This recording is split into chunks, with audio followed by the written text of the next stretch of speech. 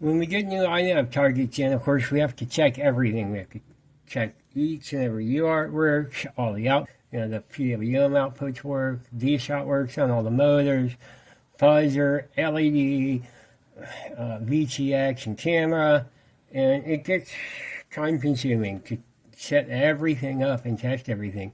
I'm lazy. I got tired of testing all that, so I made this little FC tester. You shake the probe, which is a temporary homemade probe until my jacks come in. If you touch it to a Dshot pin, it will read the Dshot value and display.